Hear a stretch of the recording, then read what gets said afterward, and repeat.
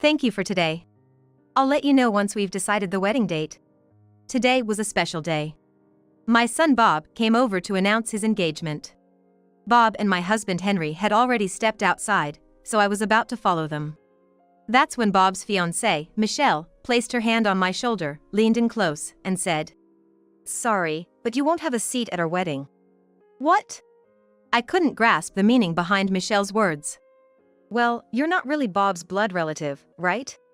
So, you're basically a stranger. It'd be embarrassing if you came. Michelle whispered this in my ear and then slightly pushed me away. Taken aback, I couldn't react in time and fell down.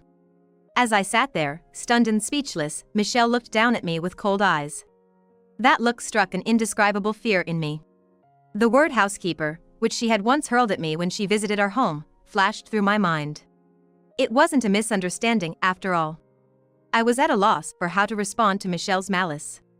I see. Trying to contain my humiliation, I murmured. Right. A housekeeper should live just like that. I had no choice but to accept Michelle's demand not to attend the wedding. But on the day of the wedding. What do you think you're doing? Don't mess with me. Michelle would come to regret her words to me. I am Sally. After graduating from college, I started working at a company. Just an ordinary office worker, but I had a hobby of drawing illustrations. Initially, I began drawing casually, but as it turned out, people liked my work, so I continued. And it was through these illustrations that I met Henry. He resonated with my art. As we grew closer, I began to consider marrying him. However, we were both hesitant to express these feelings.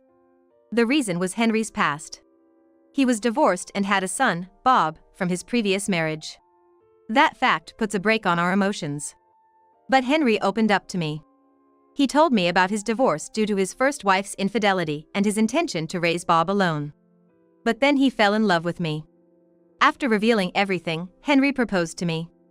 Moved by his sincerity, I accepted his proposal. However, Bob was initially wary of me. I decided to take things slow until he could accept me. My efforts paid off, and Bob eventually warmed up to me, leading to my marriage with Henry. The three of us then began our life together. It was tough balancing work and family, but with Henry's help in household chores, I was able to keep my job and continue drawing. Time flies. Before I knew it, 20 years had passed since our marriage. Bob graduated from college and left home for work. Henry and I felt a mix of pride and loneliness. With more time on my hands, I devoted myself more to my illustration hobby. Then one day, Bob called. "It's been a while. Are you free now?" "Oh, Bob. What's up? Are you doing okay? How's work?" I was delighted to hear from him after so long. "Nothing much. I'm coming home this weekend." Bob's tone was curt. I felt something was off but thought he must be tired from work. "Oh? I should prepare a meal. Anything you'd like to eat?" "Just hand the phone to Dad." Bob sounded a bit irritated. As if he didn't want to talk to me. Though hurt, I passed the phone to Henry. "Bob wants to talk to you." Henry took the call and started chatting with Bob, laughing loudly. Watching them, I felt a sense of alienation. After a short conversation, Henry hung up and turned to me with a smile. "Bob's bringing his girlfriend home." "His girlfriend?" I was surprised and exclaimed loudly. "Yeah. Seems like he's thinking about marriage." Henry continued, looking happy. Yet, I couldn't shake off a feeling of gloom. Bob's behavior somehow nagged at me. Henry noticed something was off and looked at me with concern. "What's wrong? You seem down. Is something bothering you?" "No, it's just I felt like Bob was a bit cold towards me." I tried to sound cheerful, not wanting to worry Henry. Henry sighed after hearing this. "Well, it can't be helped. He must have been embarrassed to tell you about bringing his girlfriend home. That's gotta be it." "I hope so." I agreed with Henry, not wanting to think about anything else. But the unease that had started to spread in my mind only grew with each passing day. And finally, the day arrived. I was restless all morning, cleaning the house and getting myself ready. Henry was also unusually unsettled. As we were in this state, the doorbell rang. We hurried to the front door and welcomed Bob and his fiance inside. Bob had matured quite a bit since I last saw him. But my attention was drawn to the woman standing beside him. She was a beautiful woman with short hair and distinctive facial features. Stunning enough to be a celebrity. I was momentarily overwhelmed by her presence. "This is Michelle, my fiance." "Hello. I'm Michelle, Bob's fiance," she said, giving a smile. Then she looked at me and gave a sly smile. "Hey, Bob, this is..." "Yeah. She's the housekeeper I told you about." I was shocked at Bob's words. But just then, a truck passed by the house, and I couldn't hear him clearly. I looked at Henry, feeling anxious, and he seemed puzzled too. It seemed like he had heard something. Before I could clarify, Bob and Michelle had already headed to the living room. I reluctantly followed them to the living room and asked them to sit on the sofa. While preparing coffee and snacks in the kitchen, I mulled over Bob's words. He definitely called me a housekeeper. But that couldn't be true. After all, I raised Bob for 20 years. We might not be related by blood. But I gave him my love and care. It had to be a misunderstanding. I tried to convince myself, but the doubt lingered, especially after the recent phone call. However, I didn't want to confront him and create a hostile atmosphere, so I deliberately avoided the topic.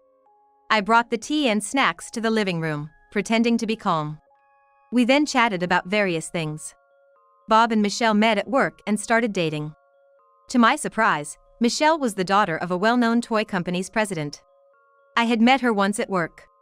When I mentioned this to Michelle, she responded indifferently. But apart from that, the conversation was lively and enjoyable. Then the topic shifted to their wedding. "A wedding, huh? Must be a grand affair." "Yes, indeed. My father is really excited about it." "I bet." "Michelle, you're so beautiful, you look stunning in a wedding dress." Instead of responding, Michelle just turned to me and smirked. Seeing her twisted smile, I felt an indescribable discomfort. She was looking down on me. I realized that instantly. But Henry seemed genuinely happy. I forced a smile, not wanting to ruin the moment. All I wanted was to keep the peace. About an hour later, they said they were leaving. "Thank you for today. We'll let you know when we've decided the wedding date." We talked about this as we headed to the front door. Michelle went to the bathroom, so Bob and Henry went outside first. As I was about to go out, Michelle came out of the bathroom and approached me. She put her hand on my shoulder and leaned in close. "Sorry, but you won't have a seat at our wedding." "What? What do you mean?" I didn't understand Michelle's intention. "Because you're not really Bob's blood relative, right? So, you're practically a stranger. It'd be embarrassing if you came." Michelle whispered this and then lightly pushed me away. I was so taken aback that I fell down. Michelle looked down at me with cold eyes as I sat there, stunned and speechless. I felt an indescribable fear when I saw her eyes. As someone who's never been confrontational, I didn't know how to respond to Michelle's malice. "I see." I muttered quietly, struggling to contain my humiliation. "That's right. A housekeeper should live just like that," Michelle said with a triumphant laugh and left. I couldn't move for a while, feeling as heavy as lead, and on the verge of breaking down in tears. But I knew everyone was waiting outside. I couldn't keep them waiting. Dragging myself, I made my way to the door. Henry came in as the door opened. "Bob and Michelle have already left. But I'm surprised, Bob dating a girl like her," Henry said, laughing loudly. But I couldn't share his mood. The thought of what might happen to me after their marriage made me feel sick. "Yes, it's really great," I managed to reply, turning my face away from Henry. "Sally? What's wrong? Are you feeling unwell?" Henry looked at me, puzzled. I quickly made up an excuse. "Yes, I guess I'm just a little tired from all the tension this morning." "That's understandable. No point in staying here. Let's go to the living room. I'll give you a shoulder rub," Henry said, gently guiding me to the living room. Touched by Henry's kindness, I finally broke down in tears. My crying didn't just stop, it became more intense. I collapsed at the entrance to the living room and sobbed uncontrollably. "Hey, Sally. What happened?" Henry was bewildered, pacing around me. But he seemed to understand that this wasn't tears of joy. It's okay to cry now, you know. Nobody's watching. It's okay. It's okay, Henry said, gently patting my back. After a while, when I had calmed down, I told Henry everything. How Michelle acted condescendingly. And told me not to come to the wedding because I was a stranger. Henry listened in silence. When I finished, he crossed his arms, deep in thought. So, that's it. I thought I heard Bob calling you a housekeeper, but I dismissed it as a misunderstanding. Henry sighed heavily. I'm really sorry I didn't notice. It's not your fault. And there's no reason for anyone to call me a housekeeper. That's what bothers me. Bob wouldn't say something like that. Sally, you've been a great mother to him. Something's definitely off. Thank you. Just hearing you say that means a lot to me. Henry stood by my side. And that alone lightened my heart. Anyway, there's no use thinking about it here. Let's visit Bob on our next day off and ask what he means. But will he even agree to meet us? We can use the wedding as an excuse or anything. I'll contact him, Sally, don't worry. 2 weeks later, we took the opportunity when Michelle was out to visit Bob's house. Welcome. Didn't expect you to actually come. Could have just called. Bob seemed slightly displeased. Still, he let us in. Once inside, Henry immediately confronted Bob. We're here because, when you were at our house, you called Sally a housekeeper. What did you mean by that? What, that's it? Bob replied, sounding annoyed. What do you mean that's it? That's terrible, no matter how you look at it. I was angered by Bob's callous attitude. That's right. Sally's been like a mother to you. She may not be related by blood, but she's undoubtedly family. So what? I can say whatever I want. What's it to you? Ruining my day off. It's not okay. I'm telling you it's wrong to treat your mother like that. Bob glared at me fiercely upon hearing my words. Shut up. You're just a housekeeper. Just be quiet and listen to what I say. Henry and Bob started arguing intensely following those words. However, I remained surprisingly calm. Something about Bob's behavior was off. He had never called me a housekeeper in all our years together. It seemed like Michelle must have influenced him. Bob, did Michelle say something to you? That's right. I turned around in shock to find Michelle standing there. She had been in the house all along. But I'm not to blame. You brainwashed Bob. Michelle shouted at me, pointing her finger. What are you talking about? That's not true. I retorted, recalling everything I had done for Bob. I raised him. And there was no reason for Michelle to accuse me of brainwashing. But Michelle continued her assault. But you also spent time drawing illustrations, didn't you? Isn't that odd? Normally, there's no time for such things when raising a child. That's because I helped with the housework. There's nothing wrong with that. Henry defended me. No, now that I think about it, it's weird. You say you're his mother, but you never really looked after me. I felt like my head was going to explode. Hearing such things from Bob was almost too much to bear. Anyway, you have no blood relation or love for him. Just having someone like you in the family makes me sick. Michelle sneered with a twisted face. If you hate it so much, then don't marry him. But I love Bob. Honestly, I don't need poor people like you. I'm just greeting you formally for appearances. Henry slammed his hand on the table upon hearing this. Enough. How much more do you need to insult us? Bob, don't marry this woman. However, Bob remained cool. Dad, you still don't get it. You don't have a say in this. Understand? That's right. Listen, my father has connections in various industries. If you try to break off the marriage, I can ruin you socially. Got it? Michelle smirked, just like before. So, just obey us. Then maybe you'll get some scraps. That should be enough for poor people. That's how it is. Now leave. We left, feeling an indescribable humiliation. I could hear Henry grinding his teeth. One last thing, Bob. Do you really want to marry her? Of course. After a moment of silence, he suddenly stood up. Fine, do what you want. Sally, let's go. Henry left without waiting for my reply. I followed without a word. Michelle and Bob's laughter stabbed me in the back as I left. We didn't speak on the way home. That night, Henry apologized to me. "I'm really sorry. This is all my fault." Henry repeatedly apologized to me. "Don't be silly. It's not your fault. No need to apologize. I've been thinking. I should have faced Bob properly when we got divorced." Henry looked pained. "But I didn't have the capacity back then. I must have made him suffer without knowing." "But there's no point in saying that now." "Maybe, but I can't stand him calling you a housekeeper." I confided my feelings about Michelle. "I can't forgive what Michelle said. But Bob wants to marry her. I respect that." Henry nodded in agreement. "Me too. Maybe we haven't really expressed our true feelings to each other. Is there anything we can do? I'll try to convince him. We can't let this continue."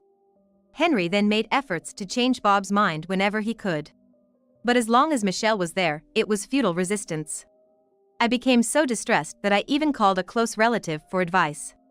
But nothing was resolved, and the day before the wedding arrived. Naturally, my name wasn't on the guest list. "Sally, I'm sorry. I wasn't strong enough." "It's okay. It's what Bob wants, no matter the form. I'll watch over him from afar, even if they call me a housekeeper." I was sincere. This was my role in life.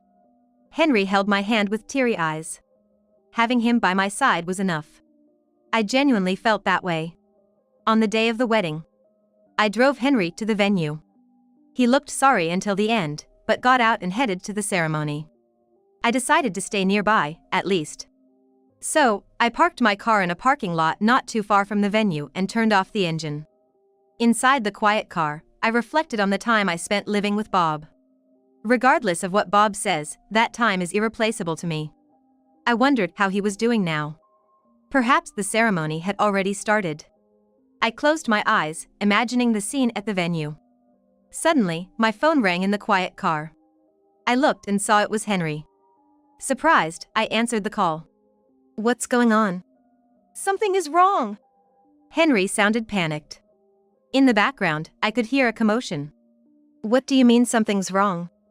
As I asked, Henry began explaining the situation at the venue. When Henry arrived at the wedding venue, there were few people around. But no more guests appeared as time passed. Then Josh, Michelle's father, approached Henry, wondering why the guests hadn't arrived.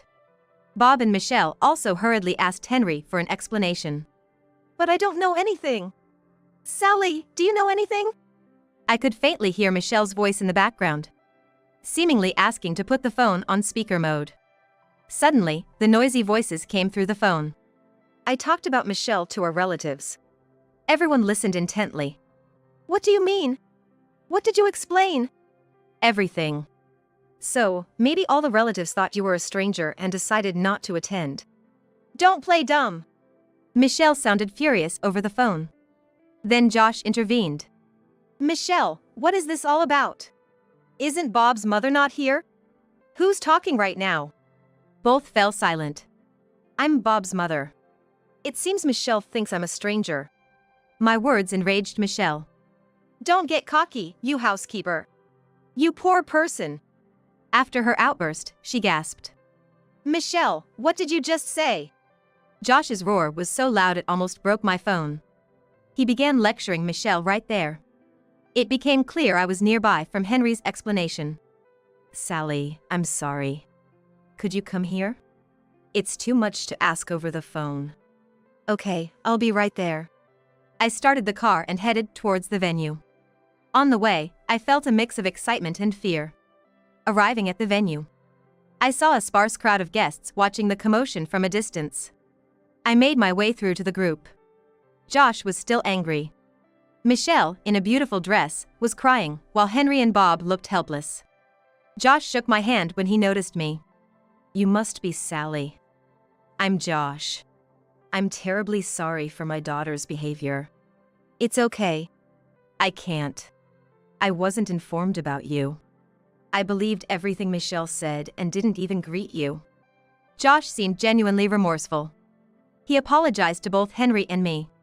And we accepted his apology. Could we pretend this never happened? Are you suggesting calling off the engagement? Yes. I can't let them continue after such disrespect. Josh, your sentiment is appreciated, but it's not our decision. It's up to them. Right. Michelle, did you hear that? The engagement is off. But Michelle and Bob wouldn't accept it easily. They argued with Josh, who fought back. Henry joined in, unusually angry. It must have been really bothering him since the other day. I couldn't intervene or even wanted to. During the argument, it became clear why Michelle looked down on me. She found out I drew illustrations, just like her, and felt jealous knowing I was more popular. Being pampered as a CEO's daughter, she couldn't stand not getting her way. She used Bob's past to brainwash him into thinking I was the villain.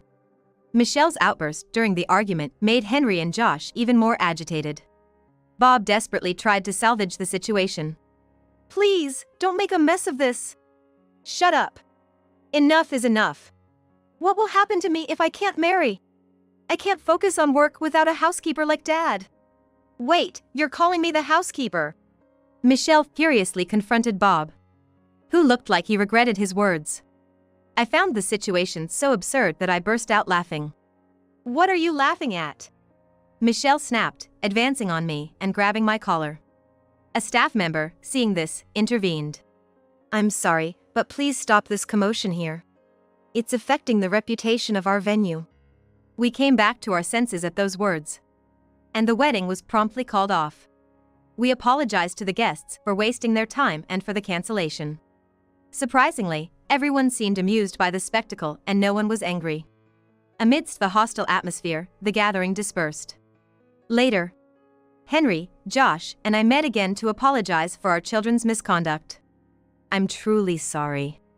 Since he didn't have a mother, I may have spoiled him to compensate. I should have faced him more when we divorced. As for the wedding costs, I will cover them all. That's not right. We share the responsibility. Let's split the costs. All right, I understand. You are honorable people. Thank you. And Sally, is this your illustration? Josh showed me a drawing. It's definitely something I drew. Yes, that's mine. I've been interested in your work for some time. Really? Thank you. I replied, genuinely surprised. So, I'd like to use it in our company, if that's okay with you? I'd be honored. I replied, though a bit hesitant, wondering if this was some sort of atonement. Josh seemed to read my mind and smiled. This is strictly business, not atonement for what happened. After hearing that, I finally felt convinced. It was an offer from the leading company in the industry. There was no reason to refuse. Thank you very much. Please go ahead. That's great, isn't it? It's really good that you kept at it, Henry said with a kind smile. Henry paid the wedding expenses up front, which Bob would repay in installments. Freed from Michelle's influence, Bob gradually came to his senses and sincerely apologized to me. Michelle, apparently, quit her job after the wedding fiasco was witnessed by friends and colleagues. For someone with high pride like her, becoming a laughingstock was unbearable. Josh also seemed to be having a tough time with her, but that was their family's issue. My illustration gained more attention than expected and was successfully commercialized by Josh's company. It became so popular that it was constantly sold out. With numerous illustration requests coming in, I decided to quit my job and focus solely on my art. Henry fully supported this decision. It's amazing how things work out. What once seemed like a disaster turned out well in the end. Now, I'm just enjoying my days drawing illustrations and living with Henry.